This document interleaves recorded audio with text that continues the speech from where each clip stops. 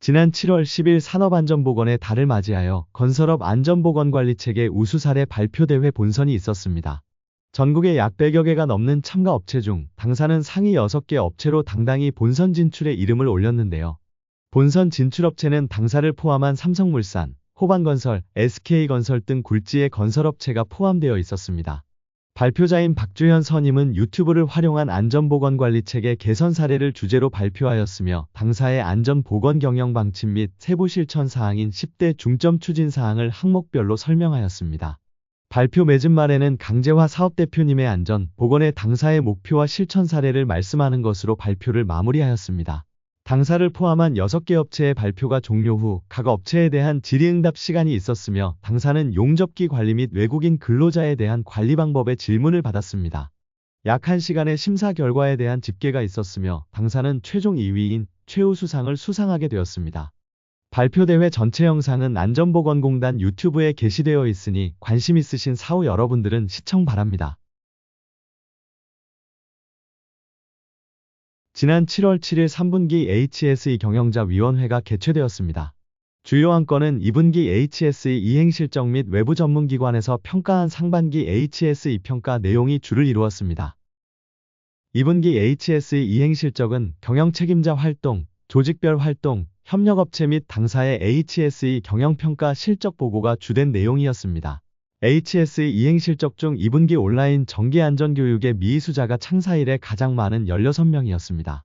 해당 교육은 법정 의무교육이며 교육 미실시 및 미수시 법적 과태료 사항이기에 각 조직별 부문 및 부서장님께서는 교육 참여에 대한 부서원들 독려를 부탁드립니다. 외부 전문 안전진단기관에서 실시한 상반기 HSE 경영평가는 HLB 현장을 대상으로 이루어졌는데요. 해당 현장은 지적사항 총 37건이 발생하였으며 무엇보다 추락 및 낙하 등 중대재해가 발생할 수 있는 고위험 사업장으로 전사 차원의 HSE 지원 및 개선이 필요합니다. 이와 관련해 안전보건부는 주말 당직제 운영 및 시원한 여름나기를 위한 커피차 캠페인을 진행 예정입니다.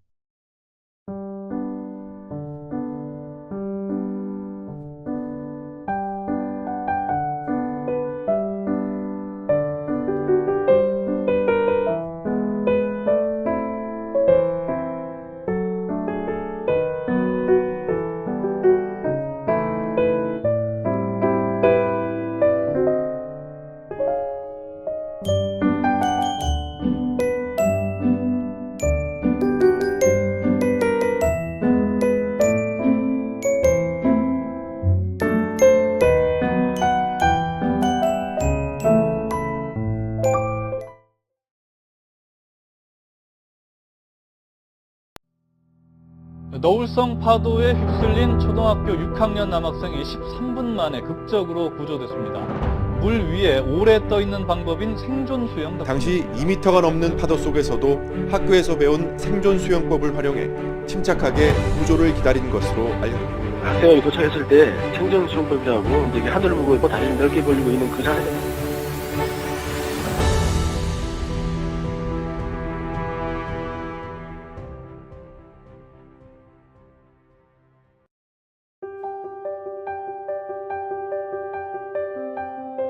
이소라, 바다에서 배를 타고 가다가 사고를 났을 때 어떻게 되는지 알아?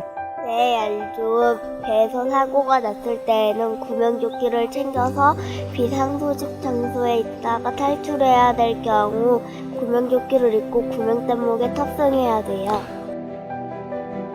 정말 잘 알고 있구나. 무엇보다 당황하지 않고 침착하게 대응하는 것이 중요해. 그럼 구명조끼가 없이 바다에 빠졌을 땐 어떻게 해야 돼요? 그럴 때 필요한 게 생존 수영이야. 오늘 선생님이랑 생존 수영에 대해서 배워보자. 네.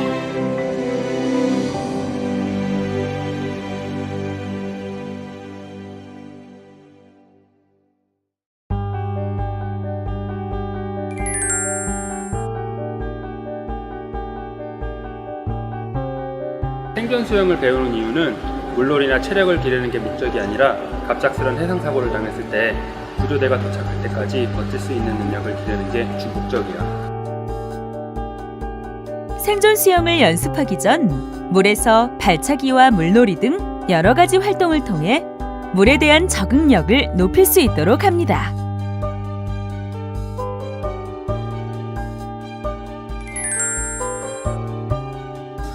물과 친해졌으니까 호흡하는 방법을 배워보자. 코에 물이 들어가면 어떻게 될까? 콜록콜록 비치네요. 맞아. 생존 수영에서 하는 호흡법도 똑같아. 생존 수영을 하면서 코에 물이 들어가면 당황을 하게 되겠지? 호흡법만 제대로 익혀도 물에 빠졌을 때 당황하지 않고 잘 대처할 수 있어. 자, 선생님과 한번 해볼까? 음파 호흡법은 육상에서와 달리 숨을 들어 마실 때와 내쉴 때를 구분해 물 밖에서는 입으로 들이마시고 물 속에서는 코로 숨을 내쉽니다.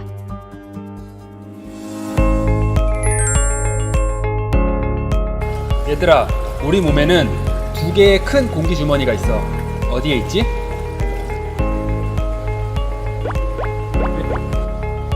그건 작은 풍선이네.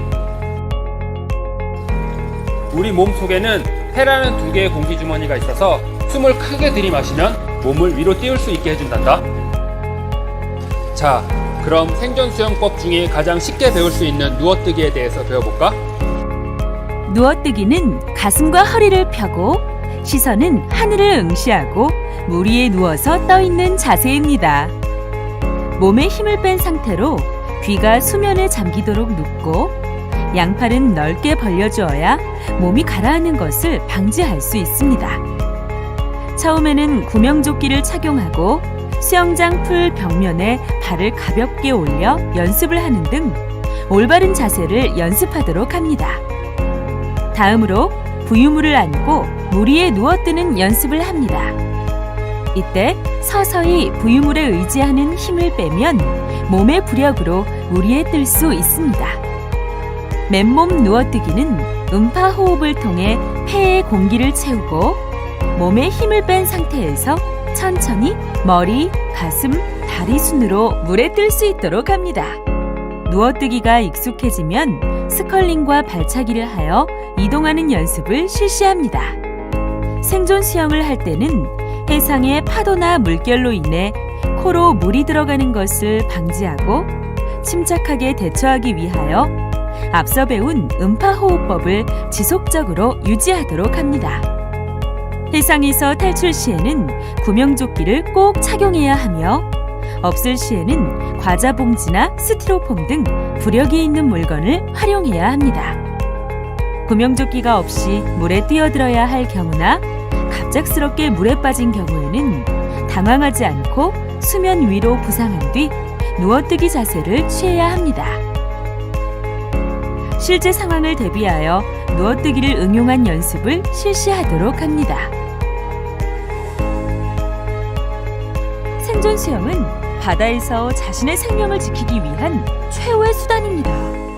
지금까지 배워본 생존 수영을 통해 물에 대한 두려움을 극복하고 자신의 생명을 지킬 수 있는 능력을 길러보는 건 어떨까요?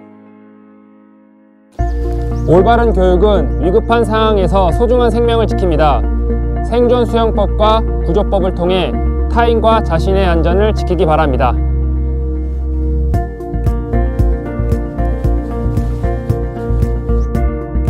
친구들과 함께 생존 수영을 배우니 쉽고 재미있었어요. 튜브 없이 맨몸으로 누워서 뜰 수 있다는 게 너무 신기했어요. 생존 수영 너무 재밌어요.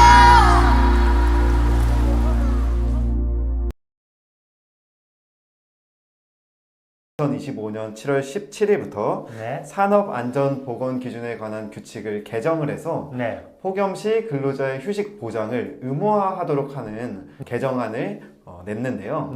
여기에 대해서 오늘 장노사님께서 좀 설명을 부탁드리겠습니다. 주요 내용을 보면요. 일단은 체감온도 33도가 기준입니다. 체감온도 33도면은 뭐 엄청 더운 거죠. 그때 되면은 이제 휴식을 통해서 불미스러운 질병이나 탈진이나 이런 게 없도록 하겠다는 건데요. 일단은 이거는 의무입니다. 그래서 만약에 이를 위반하면 사업주는 5년 이하 징역 또는 5천만 원 이하 벌금에 처해질 수 있고요. 그 다음에 이걸 안 해가지고 만약에 근로자가 사망을 했다 그러면 7년 이하의 징역 또는 1억 원 이하의 벌금으로 가중처벌됩니다.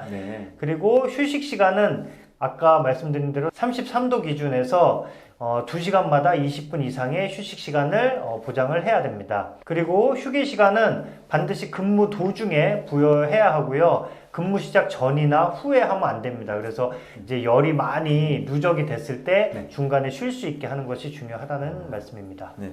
몇 가지 궁금한 게 있는데요.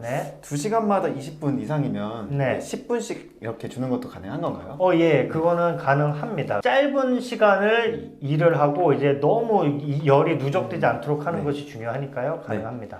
네. 그리고 또 한 가지 궁금한 점은 기존에도 우리 근로기준법상 휴게 시간이 있잖아요. 그 휴게 시간과 이게 중복이 되는 건지 그게 좀 궁금하거든요.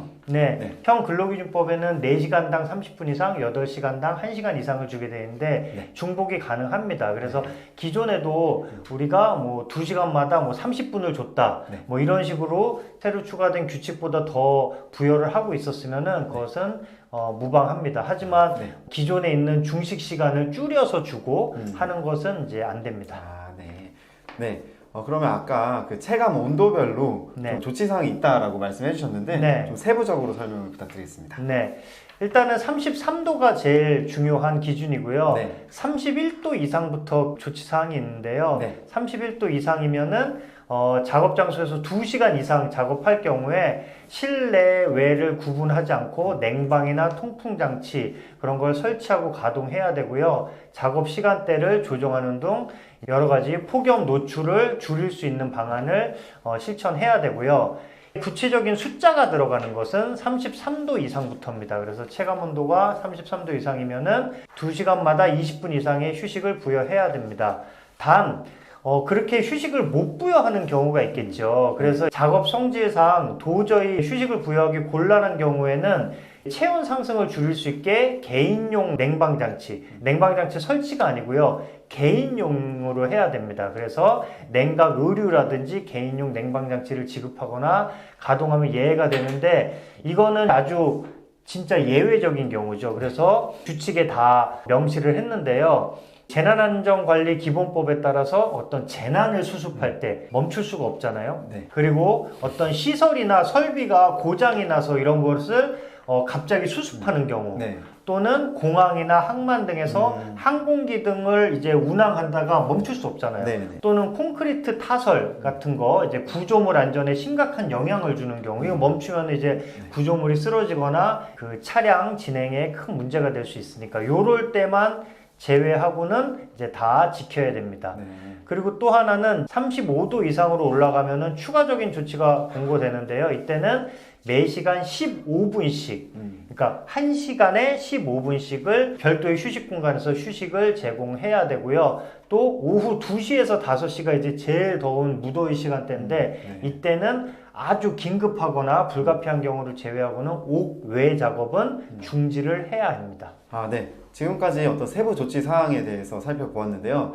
그러면 우리 노동부에서는 이와 관련해서 어떤 지원을 해주거나 그런 게 혹시 있을까요? 이 규칙 시행하고 동시에 이제 50인 미만 소규모 그 폭염 고위험 사업장에 대해서는 뭐 이동식 에어컨이나 제빙기 같은 온열 질환 예방 장비 등을 7월 말까지 신속하게 지원할 예정이고요. 이를 위해서 350억 원을 편성을 했다고 합니다. 제가 듣다 보니까 또 궁금해지는 게 하나 있는데요. 아까 뭐 31도, 33도, 35도 이렇게 온도별로 어떤 조치 사항이 있었잖아요. 그럼 이 온도는 어떤 온도를 기준으로 하는지가 좀 궁금합니다. 그 체감 온도를 기준으로 하고요. 이 체감 온도 어떻게 확인하냐? 기상청에 이제 날씨누리 사이트가 있습니다. 거기나 그 앱을 통해서 확인이 가능하고요. 또는 이제 체감 온도를 가지고 폭염주의보나 폭염경보가 있습니다. 폭염주의보는 일체감 온도가 33도 이상인 상태가 2일 이상 지속되는 경우 또는 폭염경보는 일체감 온도 35도 이상인 상태가 이틀 이상 지속될 것으로 예상되는 경우에 내려지고요. 이런 거는 기상청에서 발표를 하니까 이를 통해서 알 수가 있습니다. 오늘은 폭염 시 휴식 보장 의무화에 대해서 다뤄봤는데요. 그 서두에 말씀드린 것처럼 정말 유례 없이 더운 날씨가 이어지고 있는 것 같습니다. 그래서 이러한 규칙들 잘 지켜주셔서 안전한 일터가 되기를 바라겠습니다.